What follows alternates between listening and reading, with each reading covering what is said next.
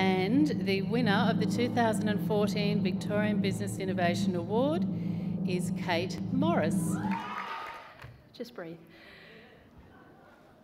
Thank you, Telstra, first of all, for putting on such an amazing night. I just met a daddo. What a way to celebrate the achievements of women, and for 20 years, I'm beyond stoked to even be in this room, much less be standing up here. In 1999, at the fabulously clueless age of 21, I had the crazy idea of starting an online beauty store. I wanted to create a way of shopping for beauty products that was more accessible and felt more empowering than department stores. It's taken me 14 years, a lot of hard work, and a lot of learning through a lot of spectacular mistakes. But I now have a business that employs 24 fabulous people, stocks over 4,000 products, and a website that has over 2 million visitors per year. My innovation, thank you.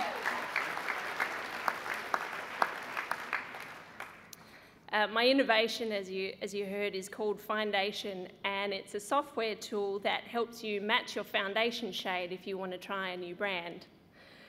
Because if you don't have all the testers in front of you, for example, if you're shopping online, how do you choose between a million shades of beige?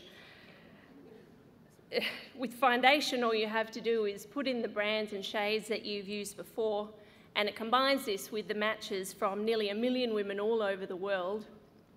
And using an algorithm, it can recommend you your best match in just about any other brand in the world. And I love telling rooms full of women about this because you guys get it. Girl problems. I do, while I'm up here and you've given me a soapbox and all, want to say something about innovation. There's a lot of discussion about how Australia can be more innovative. How can we build the thriving startup culture that we need to create the sort of jobs for the next generation, for the next millennium?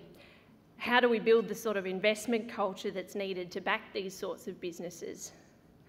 I think the reason that we don't have more innovation is a very cultural fear of failure.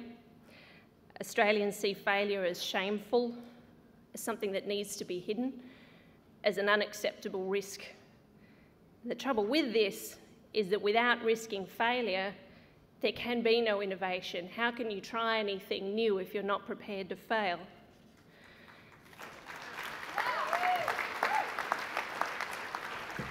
And I want to tell you a little story about that. When I started my business 14 years ago, nobody would lend me any money.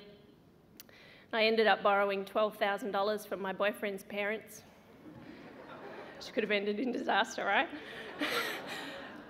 But what they said to me when handing over that cheque made all the difference. They didn't say, "Don't you dare lose this." They said, "This is going to be a great experience for you. You are going to learn so much from this."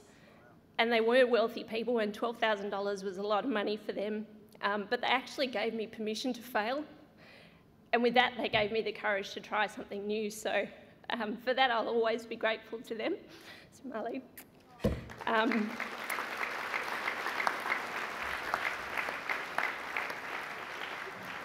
Robert is sadly no longer with us, but he would have got a buzz out of this. I also would like to thank my brother Michael, whose mad coding skills turned Foundation into a real thing. My family, whose love and support gives me courage. My team at adorebeauty.com.au are an inspiring and brave and passionate bunch of people, and it's such a privilege to work with them every day. Thank you, guys. You can watch this on YouTube tomorrow because I didn't think I'd win, so I didn't bring you all. And I want to particularly thank James, who's my partner in everything, and you've made all this possible. You make my life better every day, so thank you.